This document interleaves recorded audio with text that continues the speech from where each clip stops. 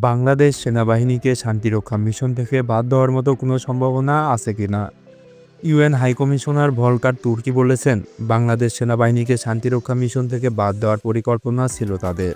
কথাটা শুনে মনে হতে পারে জুলাই আগস্ট রেভুলেশনে বাংলাদেশ সেনাবাহিনী বিভিন্ন ধরনের ইউএন লোগো সম্বলিত BTR-80 আর্মড পার্সোনাল ক্যারিয়ার নিয়ে ডিপ্লয় হওয়া দেখে জাতিসংঘ এই সিদ্ধান্ত নিয়েছে। আংশিক সত্য হলেও ব্যাপারটা এত সহজ না। চলুন তাহলে এই ভিডিওতে বিষয়টা বুঝিয়ে বলি। বাংলাদেশ সেনাবাহিনী সদস্যদের বিভিন্ন ক্যান্টনমেন্ট থেকে ইউএনের এপিসি নিয়ে ফিল্ডে ডিপ্লয় হওয়ার পর সেই মেসেজ জাতিসংঘ পর্যন্ত পৌঁছে দেওয়ার আসল ব্রেনচাল হলো রাজপথে থাকা ছাত্র জনতার মাঝে নির্দিষ্ট কিছু সংখ্যক ব্যক্তিত্ব। সর্বপ্রথম রাস্তায় আন্দোলনরত ছাত্র জনতার মাঝ থেকে কিছু মানুষ বুঝতে সক্ষম হয় যে এটি ইউএনের এপিসি। একমাত্র ইউএন মিশন ব্যতীত অন্য কোনো সিভিল বা মিলিটারি কনফ্রন্টে এসব এপিসি ব্যবহারের অনুমতি তো নেই, বরং ব্যবহার করলে জরিমানা সহ নিশ্চিতভাবে নানা ধরনের সমস্যার সম্মুখীন হতে হবে বাংলাদেশ সেনাবাহিনীকে।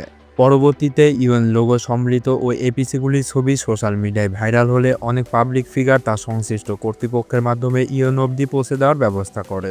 কিন্তু সেখানে বেশ ঝামেলা পোহাতে হয়েছে ছাত্র জনতাদের, কারণ এ ধরনের sensitive issue direct UN headquarter interfere করে না, যদি না পর্যাপ্ত পরিমাণে তথ্য প্রমাণ থাকে অথবা এলিগেশনের পক্ষে প্রচুর জনমত গড়ে ওঠে।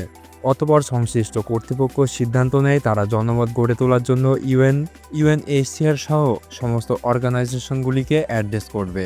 পরিকল্পনা অনুযায়ী 4টি অর্গানাইজেশনকে Change.org-কে ইনফর্ম করা হয়। Change.org এক ধরনের লবিং প্ল্যাটফর্ম, যারা বিভিন্ন ইস্যুতে জনমত গড়ে তোলার মাধ্যমে বিশেষ প্রতিষ্ঠানসমূহের দৃষ্টি আকর্ষণ করতে সাহায্য করে। এরপর সংশ্লিষ্ট কর্তৃপক্ষ ব্যক্তিবর্গ ইউএন হেডকোয়ার্টারে রিচ করার উদ্দেশ্যে Change.org-তে একটি পিটিশন রেজ করে। মোট 2টি পিটিশন রেজ করা হয়।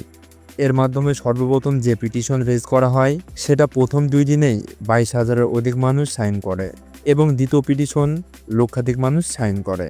Change.org-তে নানা ইস্যুতে অনেক পিটিশন আপলোড হতেই থাকে, কারণ এখানে পিটিশন রেজ করতে কোনো অর্থের প্রয়োজন হয় না। তবে স্পেশাল পিটিশনগুলোর ক্ষেত্রে অর্থের প্রয়োজন পড়ে এবং সেটিকে লাইমলাইনে ধরে রাখতে প্রচুর অর্থের দরকার হয়। বাংলাদেশের পক্ষে বিভিন্ন দেশের কনসালটেন্সি এবং লবিং ফার্মগুলি ইউএন হেডকোয়ার্টারে রিচ করার ট্রাই করে। আমাদের প্রবাসী ভাইরা এখানে অনেক জোরালো অবদান রেখেছে। উত্থাপিত পিটিশনে স্পষ্টভাবে উল্লেখ করা হয় যে ইউএন ডেরি অ্যান্ড ওয়েটলেস এর আওতায় থাকা আর্মামেন্টস ব্যবহার করছে বাংলাদেশ সেনাবাহিনী। ডেরি বলতে বোঝায় কোনো একটি দেশের সেনাবাহিনীকে শান্তিরক্ষা মিশনে পাঠানোর উদ্দেশ্যে জাতিসংঘ থেকে অস্ত্রশস্ত্র দেওয়া হয়, অর্থাৎ এখানে দেশটির সেনাবাহিনী নিজের অস্ত্র মিশনে ব্যবহারের প্রয়োজন পড়ছে না। অন্যদিকে ওয়েটলেস বলতে বোঝায় মিশনের উদ্দেশ্যে সমস্ত অস্ত্র দেশটির নিজের, তবে জাতিসংঘ অস্ত্র রিপেয়ার, মেইনটেনেন্স, ইন্স্যুরেন্স এবং লজিস্টিক্যাল সাপোর্ট দিয়ে সহায়তা করবে। একই সাথে এককালীন বা কয়েক দফা অর্থ প্রদান করবে। বাংলাদেশ সেনাবাহিনী যে এপিসিগুলি আন্দোলনের সময় ব্যবহার করেছিল সেগুলি জাতিসংঘ থেকে ওয়েটলিজে নেওয়া, অর্থাৎ এসব অস্ত্রের জন্য জাতিসংঘ বাংলাদেশ সেনাবাহিনীকে অর্থ প্রদান করেছে। আর সে অস্ত্র আপনি জাতিসংঘ শান্তিরক্ষা মিশন ছাড়া অন্য কোথাও ব্যবহার করতে পারবেন না, তারা আপনাকে ছেড়ে দিবে না। তো যা হওয়ার তাই হয়েছে। তবে সবচেয়ে মজার ব্যাপার, আন্দোলনের সময় সেনাবাহিনীকে চাপে রাখতে Change.org এর একটি পিটিশন কাউন্টারে রিভিউ পিটিশন করেছে নাম না জানা এক অত্যন্ত পাওয়ারফুল ব্যক্তি, যার ফলশ্রুতিতে এই মুহূর্তে বাংলাদেশ সেনাবাহিনীর বিরুদ্ধে করা ওই পিটিশন Change.org-এর আর্কাইভে শো করছে না। এটাকে রিভিউ করে দেওয়া হয়েছে, কারণ দিন শেষে বাংলাদেশ সেনাবাহিনী ইউএস পিসকিপিং অপারেশনে সেকেন্ড লার্জেস্ট কন্ট্রিবিউটর। তাই কোনো দেশপ্রেমিক নাগরিক নিজ দেশের সেনাবাহিনীর বিরুদ্ধে এমন করবে না। তাই গ্যারান্টি সহকারে বলা যায়, বাংলাদেশ সেনাবাহিনী শান্তিরক্ষা মিশন থেকে বাদ দেওয়ার মতো কোনো পরিস্থিতি এই মুহূর্তে নাই। ভিডিওটি ভালো লেগে থাকলে আমাদের আরসি ইউটিউব চ্যানেলটিকে সাবস্ক্রাইব করে রাখুন। এরকম ভিডিও সবার আগে পেতে বেল বাটনটি অন করে রাখুন।